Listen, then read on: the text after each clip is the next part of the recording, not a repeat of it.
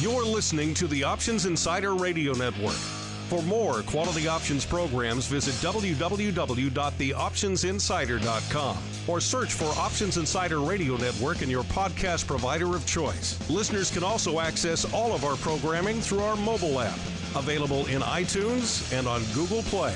Don't forget to follow along with your favorite programs and submit your own questions for the hosts at twitter.com/options, facebook.com/theoptionsinsider, or via questions at theoptionsinsider.com.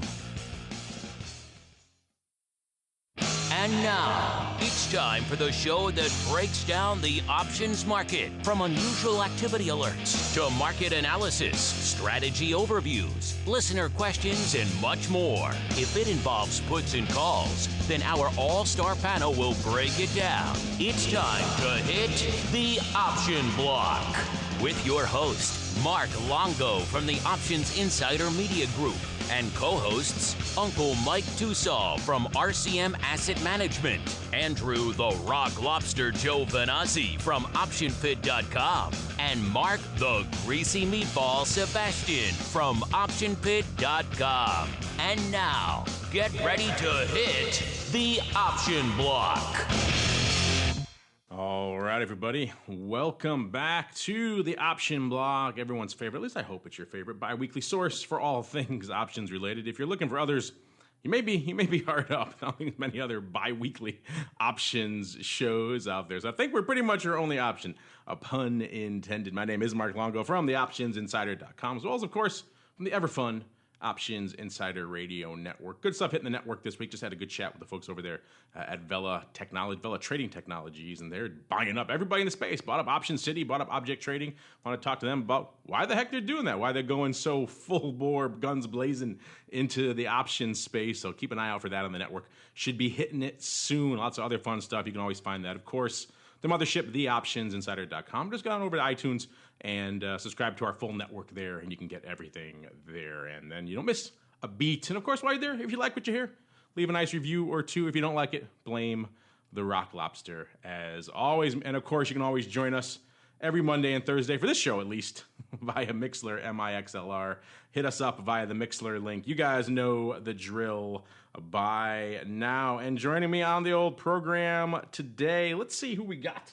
Let's see who's joining us. Let's start off in the hinterlands, in the far shadow of the East Coast, where we are joined by the Rock Lobster himself, Mr. Andrew Giovinazzi from OptionPit.com. Mr. G, how goes the lobster catching over there in the scenic shore of Maine?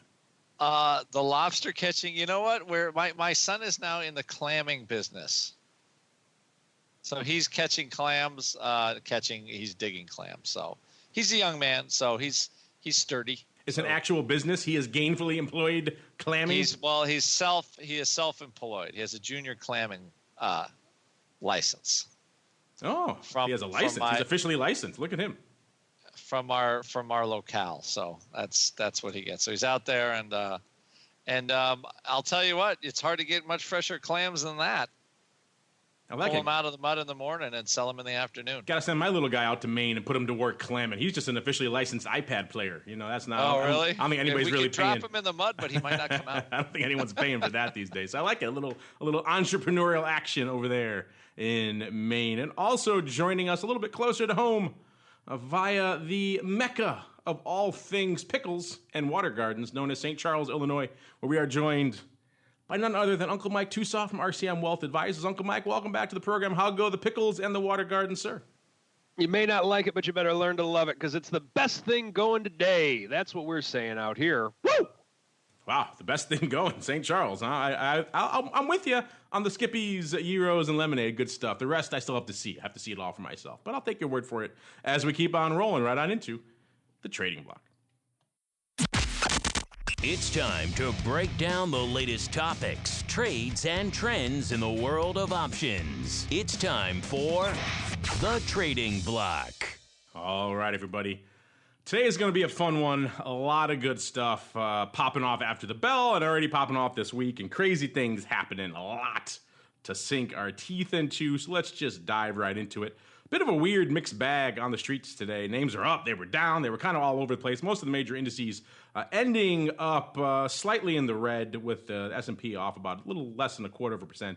Tech-heavy NASDAQ off, the leader on the downside, at least percentage-wise, off almost 0.75%. And the Dow defying convention, up about 1/3 of a percentage point up there to close out the day. And a lot of that back and forth due to some of the names, the drama going on out there in NASDAQ land. Our old friend VIX Cash taking the opportunity to burst forth into double digits again. So all of you out there lamenting, where is the VIX? Whither the ball? Here you go, double digits VIX. It seems so rich. I can't wrap my head around it. Mr. Rock Lobster, I can't handle this what is this double digit VIX? I can't make sense of it. Actually, we were in a flurry of trade closes in our chat room today about for this very stuff going on, which I don't. UVXY was up like $5 at one point today, I think. That's the double. The inverse product, it's the double product for, I'm not quite sure what was driving it so high. I think somebody said like JP Morgan, it was trading, the low for UVXY today was 28.60 and it traded 33. So what is that? That's 4.5 points at least in move. Gotta love those crazy inverse products and all those levered products. They tend to do that sometimes. They tend to just, shall we say, do things that are unpredictable or maybe exceed what you would have predicted. Exactly. That's the fun of these predictably crappy or sometimes unpredictably crappy products. But massive move. We actually had relatively large moves in the VIX futures, what I was trying to say. So VIX starts the day, probably traded, 930 at the low. And those futures were up at least, that was the cash, but the futures were up at least $1.25, something like that. The NASDAQ had a huge sell-off. I'm not quite sure what caused it, if it was JPM said there was massive short interest in VIX right now. It was a real strange thing because two things happened. Bezos became the richest man in the world for a while, and that went out on the tape. And I think literally within an hour, 20 minutes of that, the Amazon sold off. All of tech sold off. Everything. The Qs were down over 1.5%. I think almost 2%. And VIX, I don't think ever really got much higher than you know what? It spiked to 1150, and that brought the futures up at least quite a bit from where they were this morning. So there was like a mini. It was kind of like a mini. It was a mini mess. Also, too, if people were noticing, the market in the vol products in general, the markets went ultra wide, and it was hard to get anything done. Really, really odd. And then on the flip side of that, stocks that the market has been kind of not kind to lately. Oil stocks did okay. Bank stocks are kind of flattish, but the market's kind of like them lately. The retailers like Walmart doing okay. AT&T, just like a smorgasbord of stuff that has not been doing that great lately. All of a sudden doing really well. So kind of a strange mixed bag, and I guess just waiting for Amazon earnings and everything else. But a very kind of just a strange day where there's like a tempest in a teapot, and then it sort of went away. So yeah, it was lots of odd activity. It was a weird one. We'll have fun stuff, I'm sure, on the odd block. But yeah, you're right. Amazon seemed to be all the talk. Just about every outlet you could think of was running with it. I think Bloomberg were the ones that actually kicked it off. You were talking about those numbers where Bezos overtook Gates. Who'd have thunk it way back in the day when this thing was launching and everyone was kind of just dismissing it as just this crazy machine to burn cash and test the patience of the VCs out there in the valley. And now a few decades later, all of a sudden he's wrestling the Iron Throne away from Gates, if ever so briefly. So yeah, this morning when Amazon was in rally ho mode, we saw Bezos' net worth top in $90.6 billion.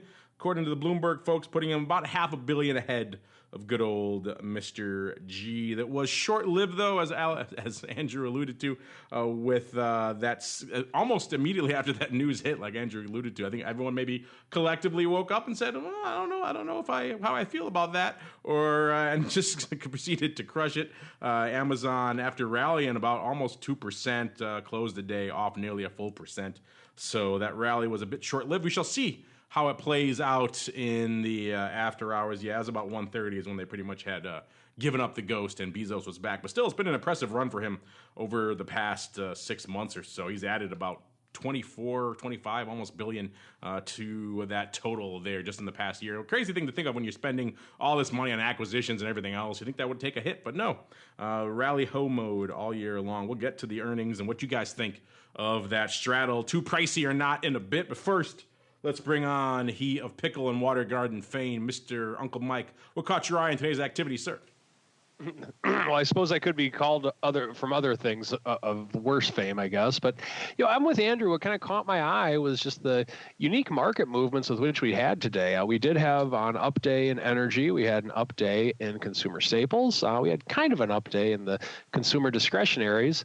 So we had a very mixed bag throughout the market today, and the things that were down really were not down that much. Healthcare was down probably the biggest, that was down the most of any sector today. So I think that I would be of the camp that I think a lot of the market is just kind of sitting and waiting to see where the earnings are going. Today would have been a phenomenal day trading day if you're day trading S&P futures, or if you're looking for a lot of intraday movement.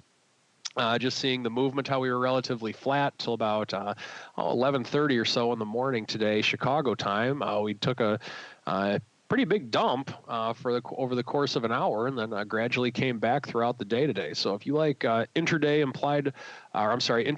movements within the market and you trade futures, you're probably a happy person today if you were on the right side of those trades, of course. So we have that. Another couple things, some of the, like Apple is down almost 2% on the day today. And I think this is just a little bit of a pullback from the run with which they've had. Apple, as one example, that's something that has been on quite the tear lately. We have Apple's earnings coming up next week. I'll let Mr. Longo tell you what the exact date of that is, but hint, hint, I would never believe him.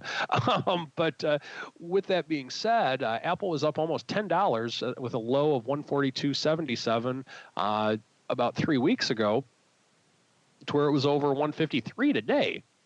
Now, it closed, of course, at 150 and a little over, 150.56. So, the one thing that I would say for today in general, for the things that were down, it looks like it's just kind of been a pullback from things that were going up very quickly. And whenever you have fast movements to the upside, you're going to have some fast pullbacks. And I think that just kind of par for the course. I think just as me being the hopeless bull with which I am, I think today was rather healthy in a lot of ways. And the fact that we had such a low, the low of the SPX today was 24.59. And the fact that we were still able to close only 2 points down on the day, we're actually 16 points off of the low of the day of the SPX. So I think there's a lot of reason to be bullish right now. And excited to see what happens with the earnings today and tomorrow. So what's happening in those earnings, Mark?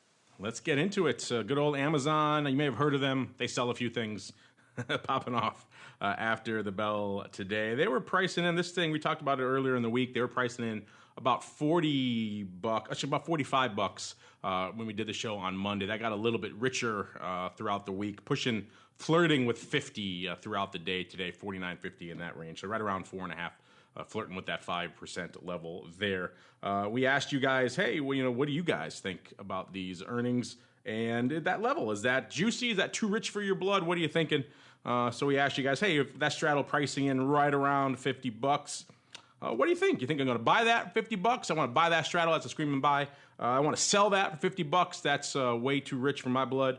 Some of you may be going the Goldilocks route saying, I think that's pretty fair, or you're holding out hope for Apple. I will say this. I thought this one would be lighting it up a little more. It seemed like Google was that people really responded to that one. Some of the other earnings ones we've asked this week, maybe people have Amazon fatigue. I don't know. But regardless, not as many people voting in this one, at least early on, waiting for the earnings number to come up. Maybe they're just obsessed with that. So maybe they got some Amazon fatigue on the brain. But that said, maybe we'll start with you, Mr. Rock Lobster.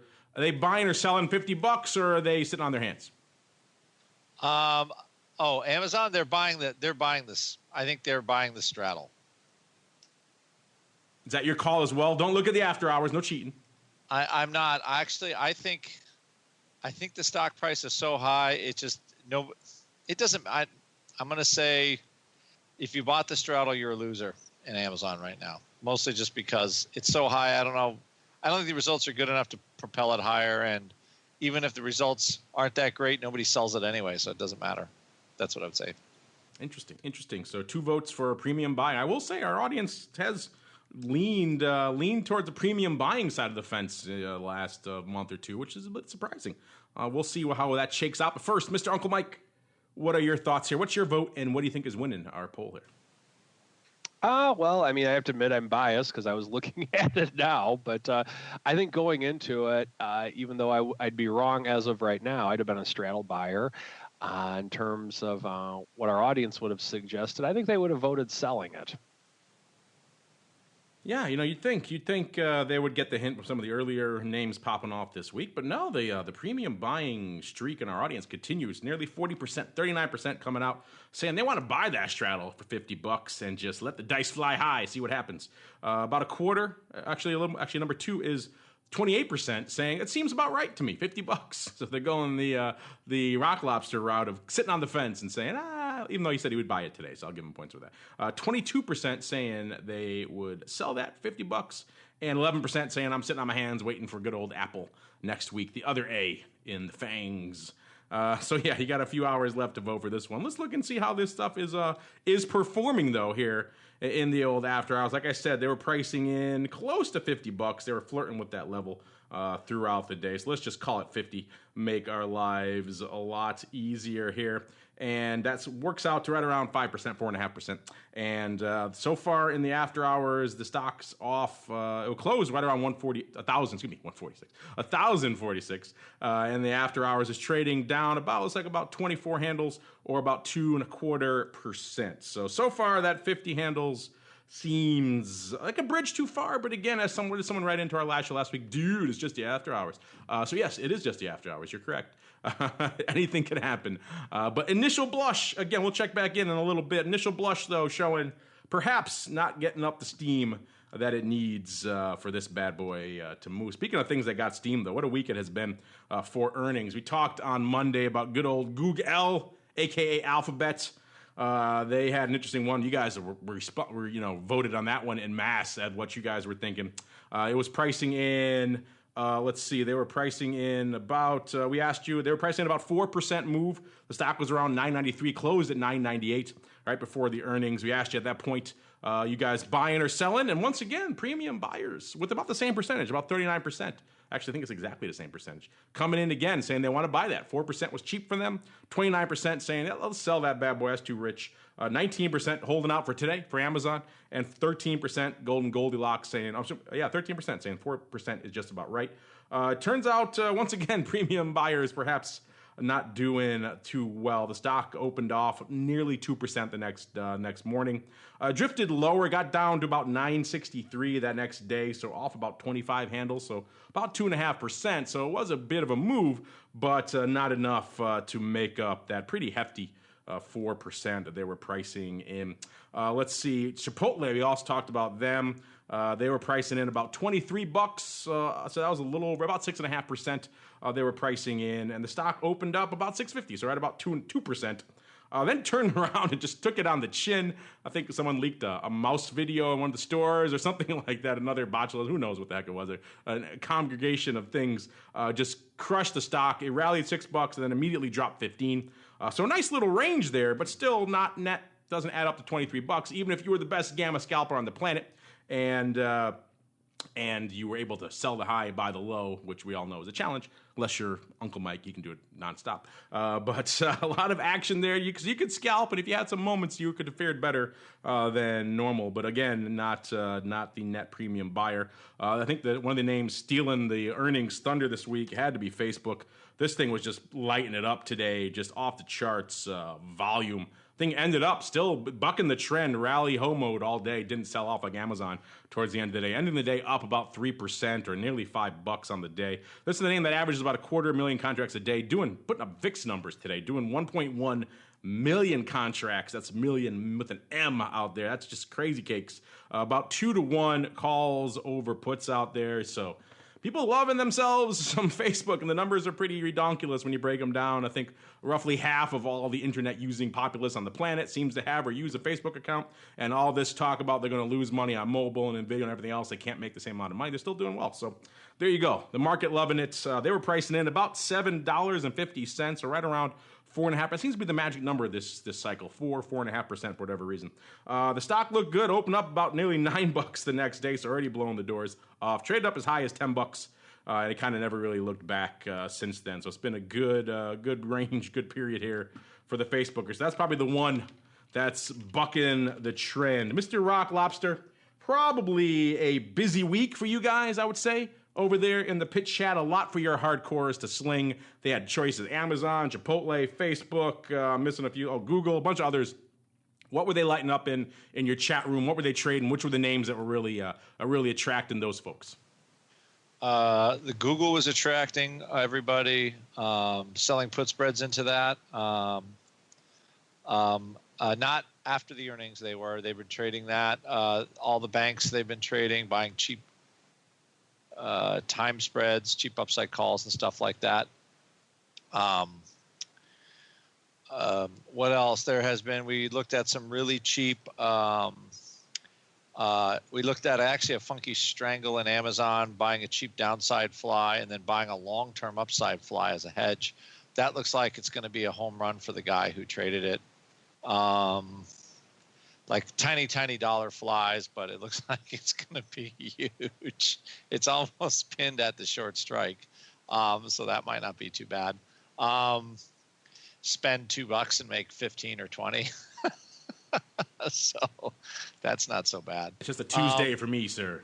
Yeah, just so that kind of stuff. But we also, but that funded an upside call fly in a longer term in October. So, when you have a stock that moves like that, you sort of think a little differently on how you place, option trades. You have a little bit more room. So, of course, that all comes with education and hanging out in our chat room. But what the heck? What can you do? So, very, very interesting, I think, day overall. And now the market's moving a little bit. There's some trade, and if anything, Amazon. One thing too is Facebook is. I'm looking at 200 for the next number in Facebook, just because 1,000 for Amazon, bling, almost 1,100 this week, almost 1,100 today, and Facebook is still the earnings growth. They're just gobbling. I don't know how much of internet advertising they can consume. Apparently, quite a bit. So,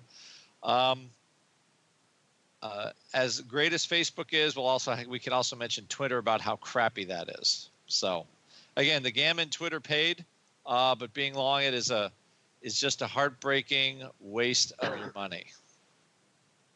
Yeah, a little heartbreaking. I think that's a good name. Crappy Twitter Gamer. I like that. Crappy Twitter Gamer. Try saying that 5 times fast now. But you're right. Interesting stuff to watch out here. And you too, play along and join up in the old pit chat. You too can buy some small dollar flies and then sling them till your heart's content. Meanwhile, let's keep on rolling. A lot of odd stuff popping off today. It's time to get in on the Odd Block. It's time to break down the most interesting, unusual, and downright questionable options activity that's been identified by theoptionsinsider.com. It's time for the Odd Block.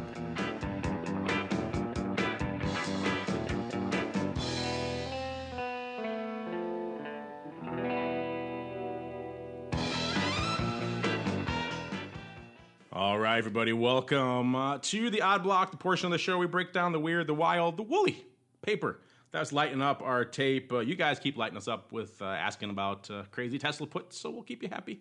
Those crazy catastrophe puts out there in Tesla.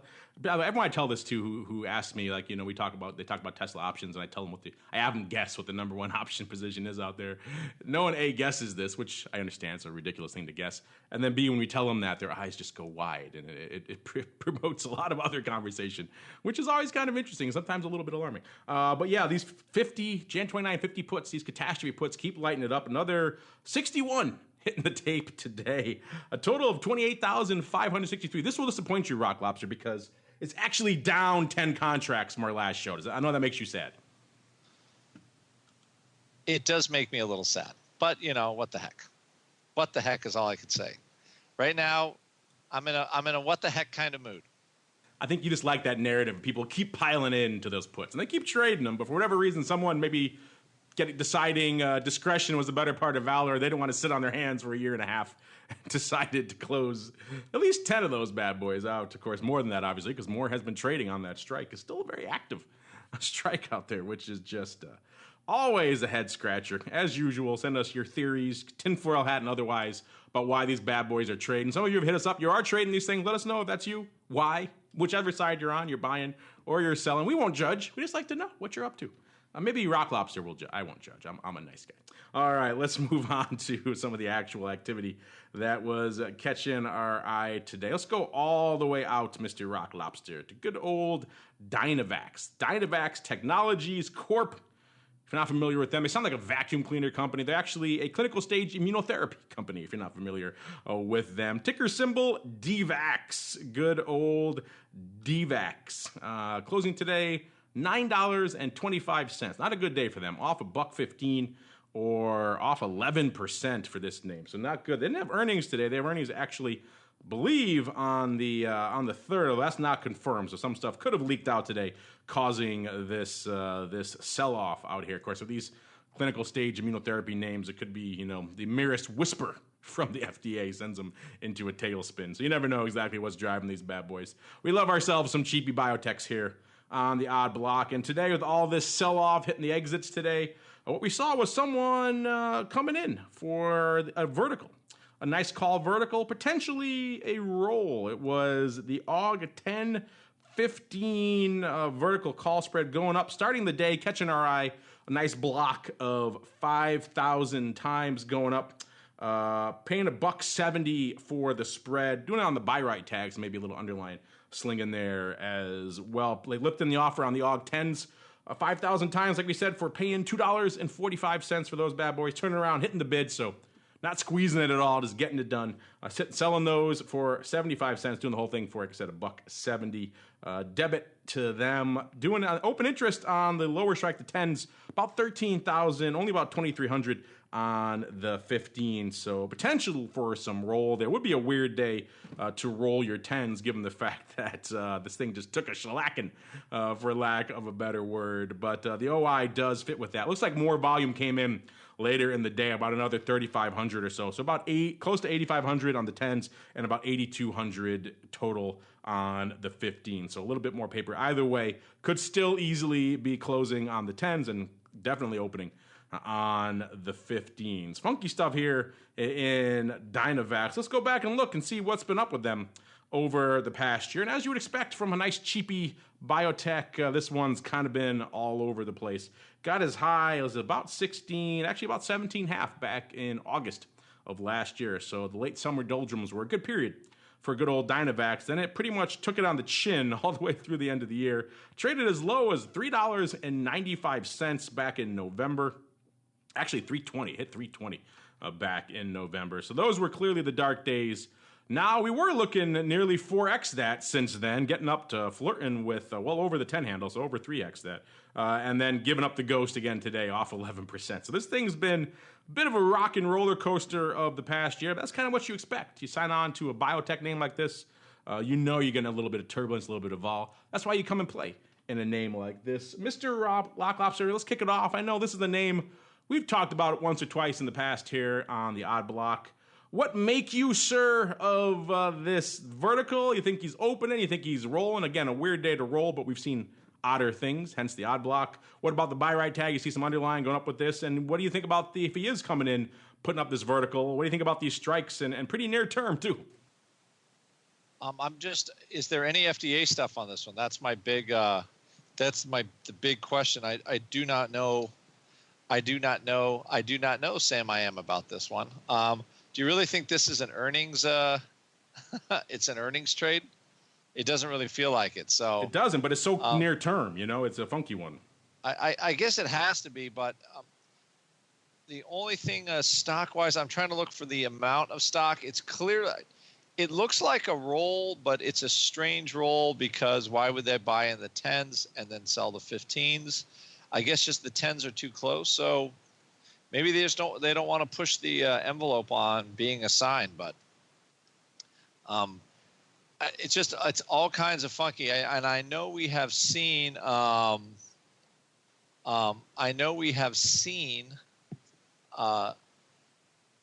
call spread. It's a trade that I see sometimes where they buy the call spread and then they sell stock against it to kind of have a reduced cost back spread. I'm just looking right now. So, I mean, that's a possibility for that trade because we have 145. Yeah, because I don't see a ton of stock going up. Not a ton of stock going up against this one, but timing wise, so they trade 5,000 contracts. And against that, they trade 125,000 shares of stock, it looks like. Yeah, 145,000 shares. So, again, to me, that's pricing kind of delta neutrally. And I'm not sure if it's which side of the market that's on. It's just a tough one where it's priced. But it has the hint and the whiff of some sort of delta neutral trade. Yeah, because the net delta on the trade is only around 22, and you've got 5,000 contracts. So right around delta neutrally type of trade, I would say, with that one. So covered buy right, maybe. I know it's a weird one, but buy the call. I think they call it a slingshot. You buy the underlying, and you could be selling call spreads or rolling call spreads against it. So I don't know. It's too many combinations possible to. That's a lot. Although I speculated on all of them. They were lifting the offers on those 10s though, so that'd be an excellent sale if that was indeed how they managed to put it off. Yeah, putting it up right. maybe short stock with a call kicker in case the worst comes to pass.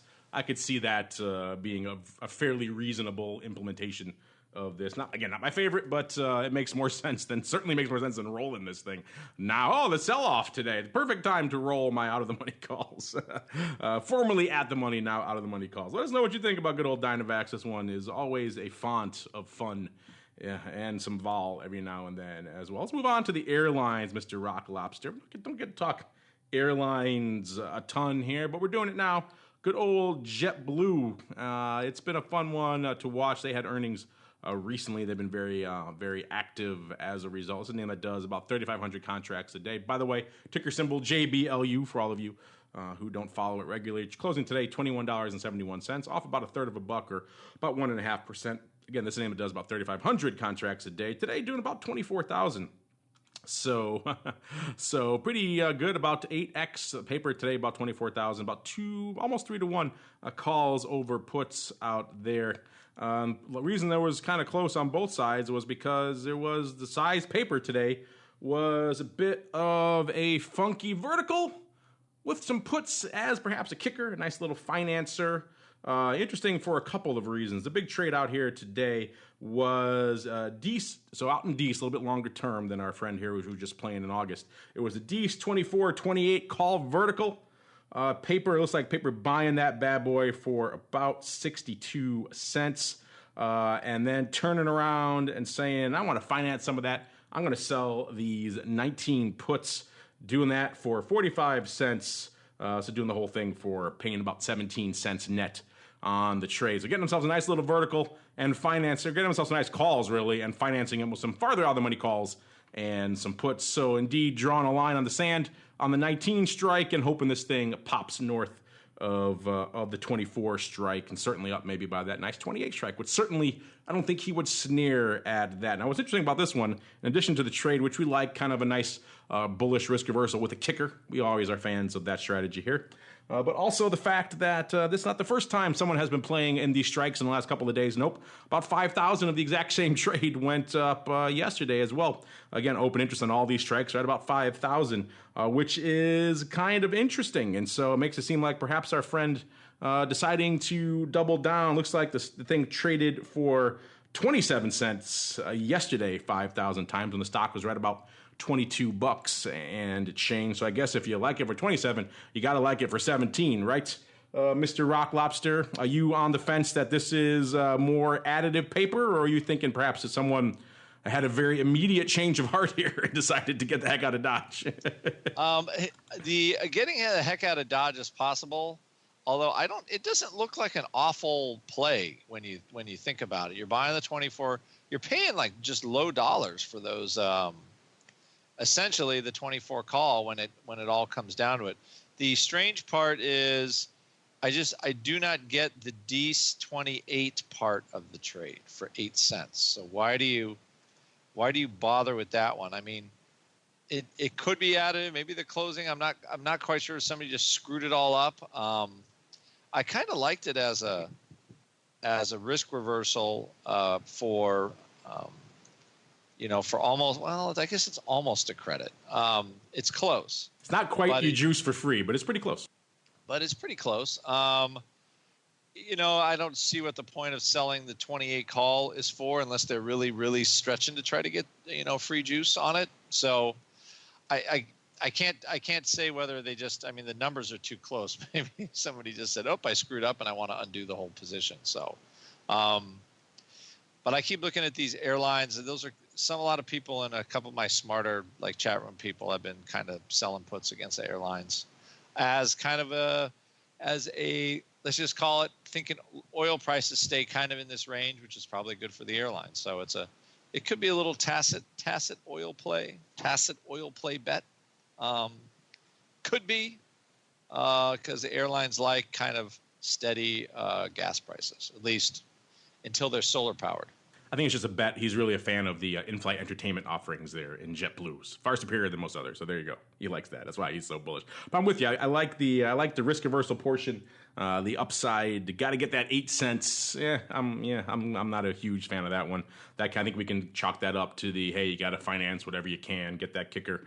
I'm sure if it gets up to 30, he'll be kicking himself for that 8 cents, but that's a long way away from now, so we can debate that later. Kind of interesting. I'm going to go on the additive tip here because the way it was executed was pretty much almost verbatim what went up yesterday. It's different prices, so I think he's piling in. He liked it yesterday for 27 cents. He's really liking it for 17, so averaging down to around that 24-cent range or so. Looking here at the year that's been out here in JetBlue, this thing is kind of vacillated all over. In some ways, having some impact from oil, of course, as all these airlines do. Hitting a low of about 16 and change back about a year ago, back in the Aug-Sep timeframe, a little less than a year ago.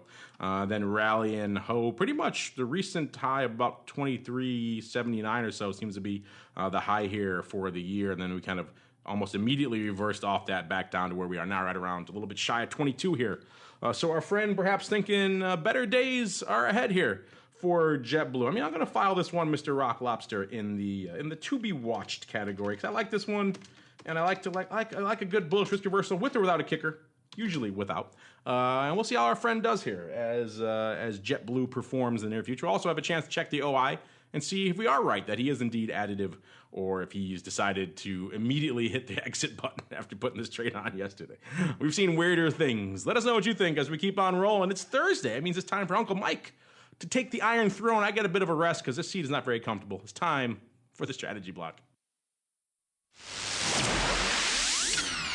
It's time to dispense options, wit, wisdom, and education. It's time for the strategy block. All right, Uncle Mike, it's Thursday. That means it's time to surrender the Iron Throne to you. Have at it, sir. Don't get drunk with power, and try not to behead anyone while you're sitting here, okay? Got it. All right. So what I want to go through today, two things. First thing I want to do is give everyone an update on my silver collar. Not the boring one that I thought was going to be interesting. It's actually the interesting one that I thought was going to be boring. So I want to go through what we're doing on that, why we're doing it, just as an update as to where we stand on it. So let's go back in time to September 2nd, 2016. I've talked about this trade on the show before. Just want to kind of give an update on it. But just to recap it, SLV is trading at 1830. Bought the January 2018 put for $2.16. Sold the January 18 20 covered call for $2. So did the collar for a debit of 16 cents. So we had 30 cents of risk in the underlying, because from 1830 to 18 is 30 cents. And we had another 16 cents of risk in the time decay. So that's 46 cents of risk. And with that, we have 1830 in an investment. So that gives us a risk of 2.5% roughly. This isn't factoring in commissions, fees, or anything like that. Just trying to make it something to where it's so you understand the concept of this. Now, with the potential reward of this, it would have been, in theory, $1.54. Because if our risk is 46 cents, then our reward would have to be $1.54 because 20 is where it maxes out at. What that actually does is gives us a potential reward of just under 8.5%. Now, the purpose of this trade was to do something to where we wanted to have exposure that's different from equity exposure, but we didn't want to have bond exposure. A lot of my clients own their own homes and they have real estate investments, so we really weren't looking for real estate investing at this stage. So we wanted to have a different asset class, but that was still considered safe. And for those of you that have watched SLV, it has not been something that's very safe lately. So that's why we use the magic of options to actually create a collar on this trade to where it's an alternative to a bond investment.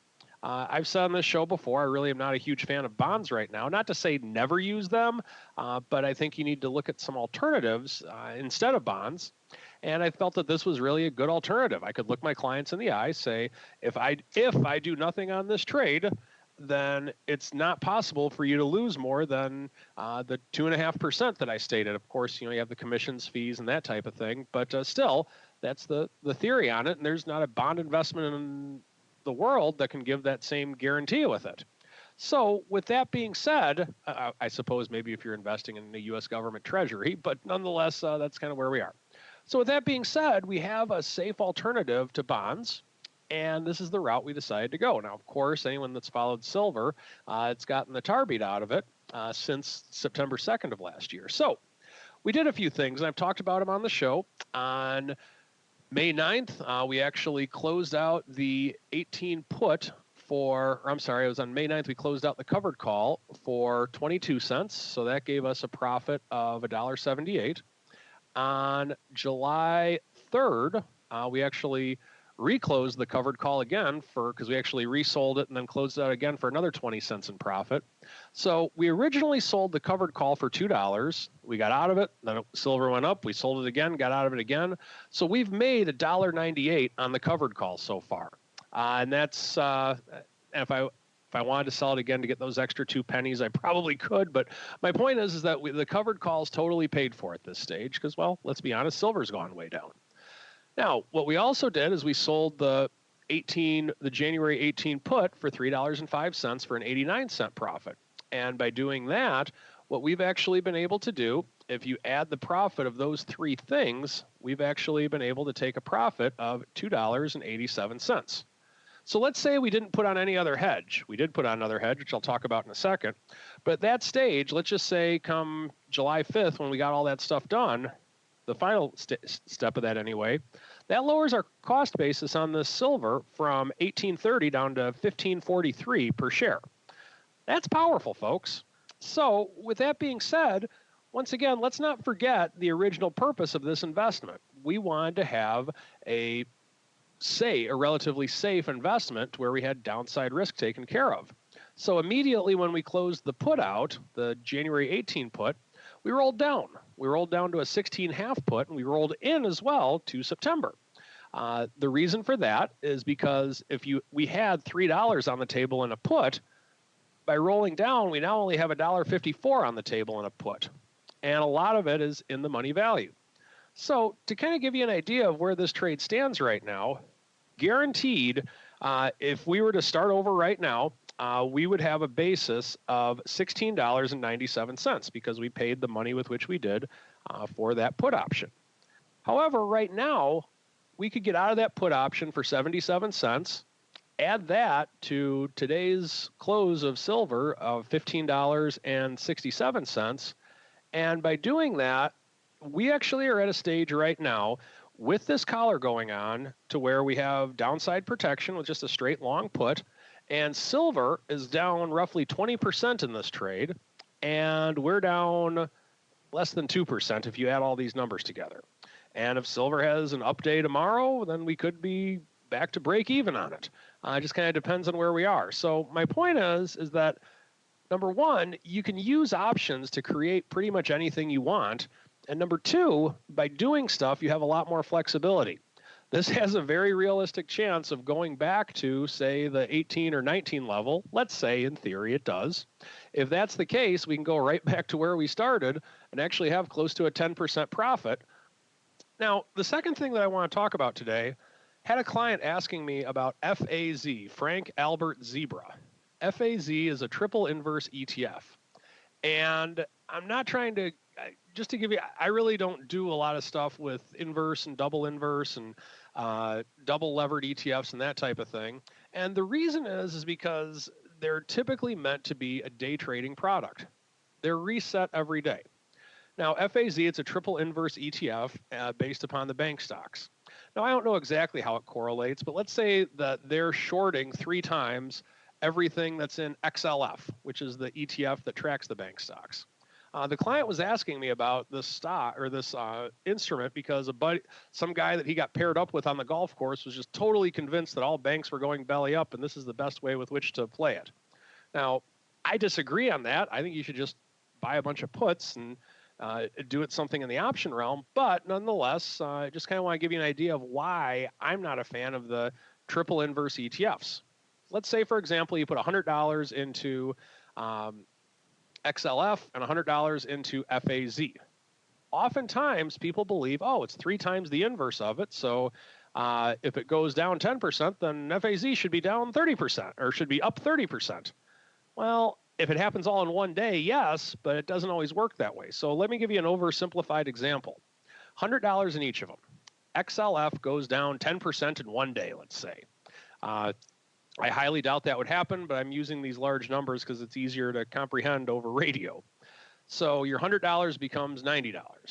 Now over there on the flip side, you have FAZ, that goes up 30%. So your $100 becomes $130.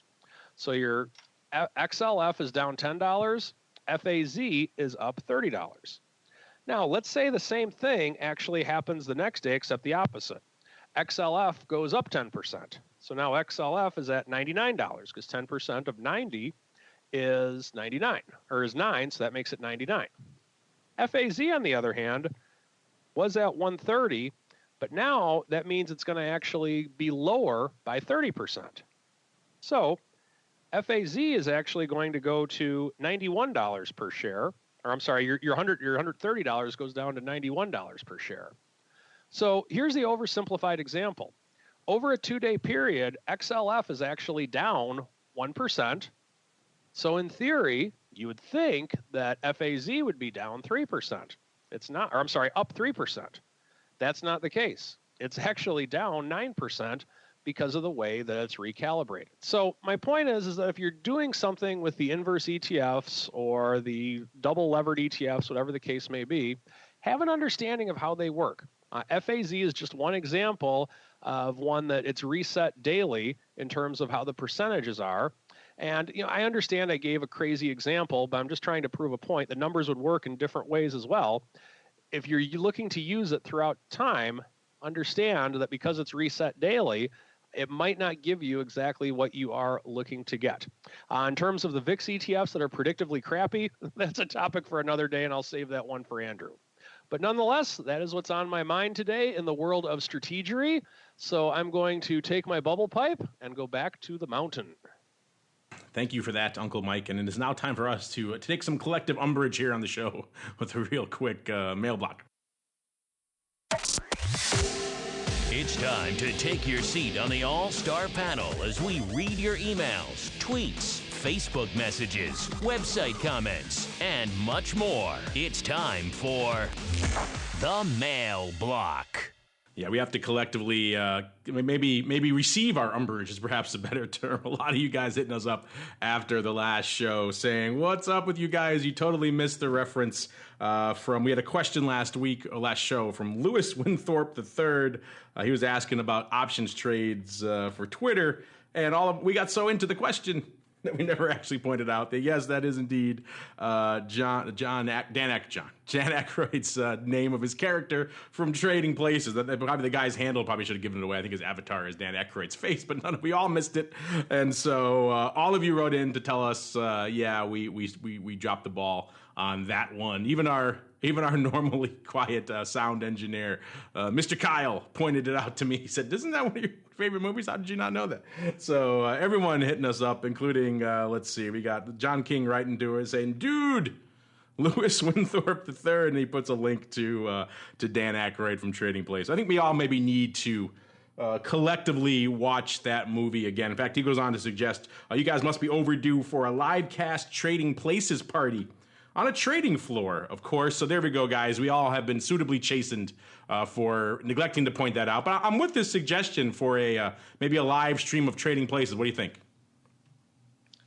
It's not too bad. I just, how can we forget Louis and Wintrhope? It's kind of sad. It was a sad moment for the show. I actually did catch it, but then I got so into the question, I totally didn't care anymore because I thought it was such a good question, believe it or not.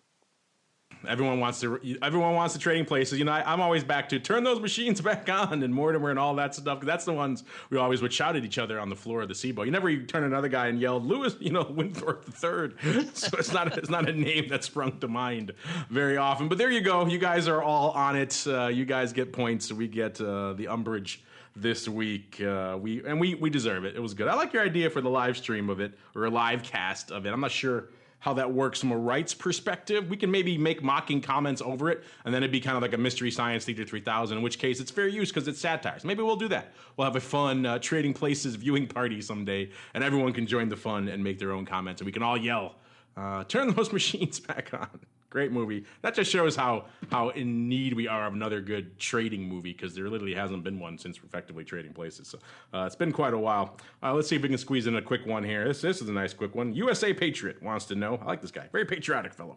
He writes in around July 4th, I'm guessing.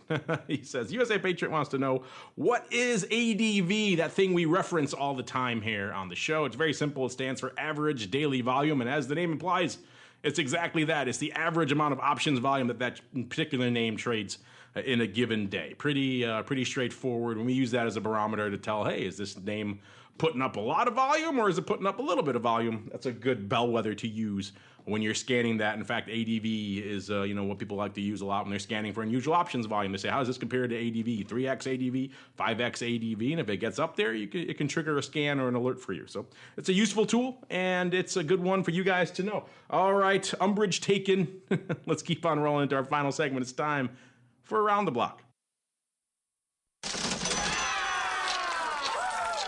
It's time to tell you what we'll be watching on our trading screens until the next episode. It's time for Around the Block.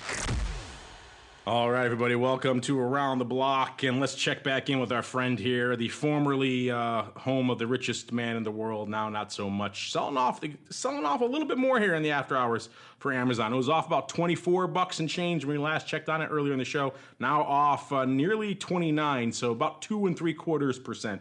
Still not the 4.5% or so that they were pricing in, but a little bit heftier. It's not quite off $30. Again, they priced in close to 50 on that straddle, so it needs a little bit more room to run on the downside. Of course, when you take in today's rally and then giving it up again, it was up about 2% intraday at one point, so maybe that puts this in a little bit of perspective.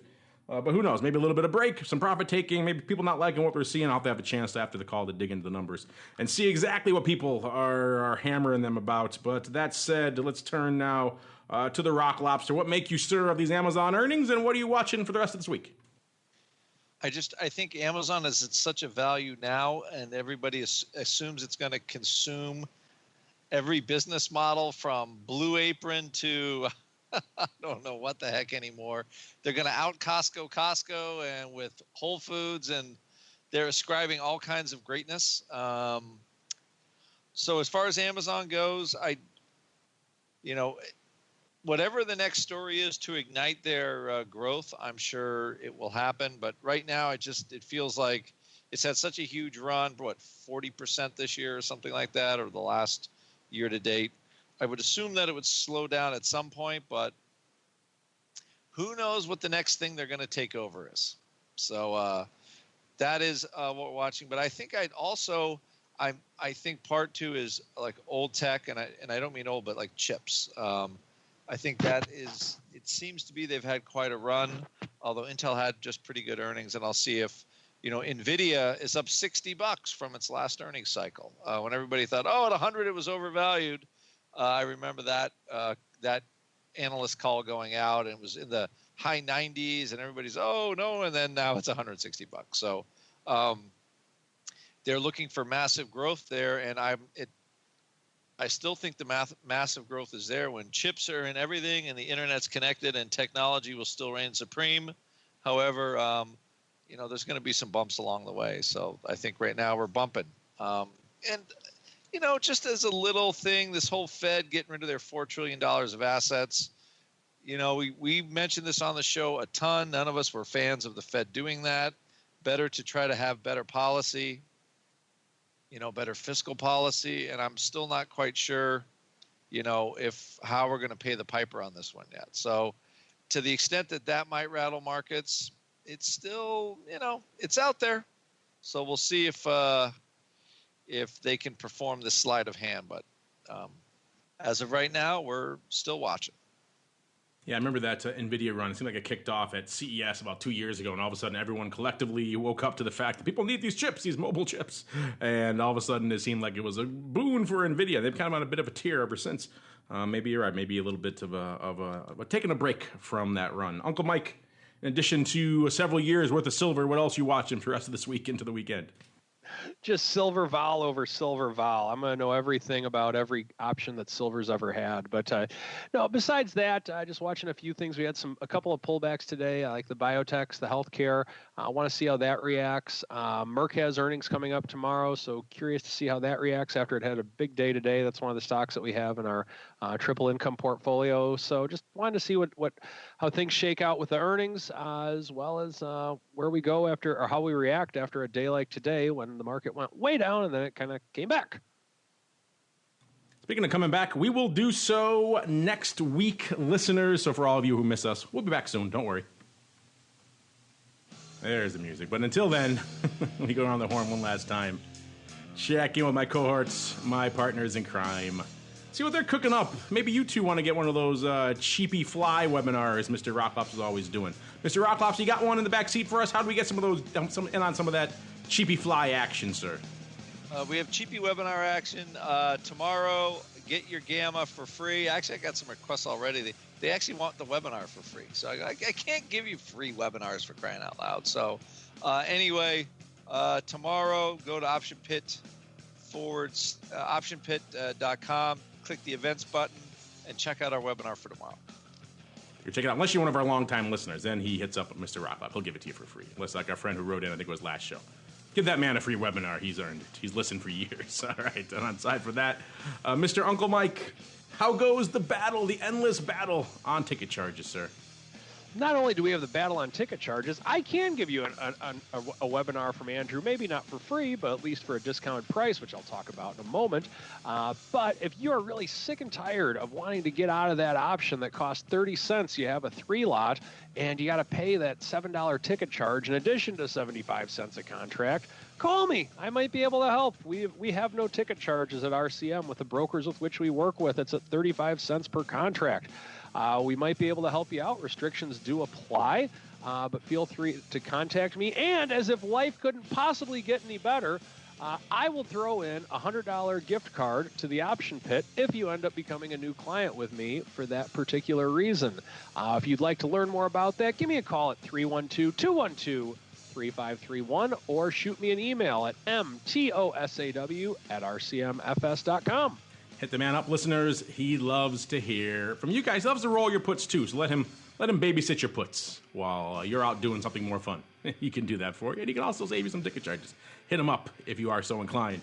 And on behalf of the Rock Lobster and Uncle Mike, and indeed myself, I want to thank all of you out there in the listening audience for downloading, streaming, subscribing, for sending in such great questions, for calling us to task on missing pop culture references and all the other fun stuff that you do. We appreciate it, and we'll see you next week for more The Option Block.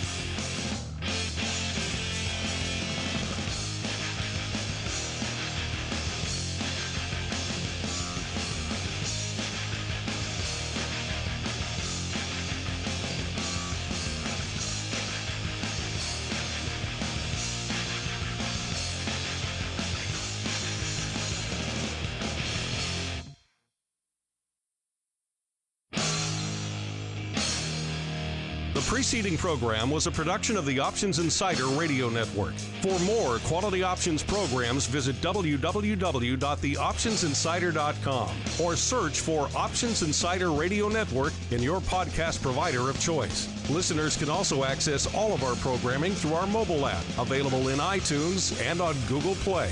Don't forget to follow along with your favorite programs and submit your own questions for the hosts at twitter.com/options, facebook.com/theoptionsinsider, or via questions at theoptionsinsider.com.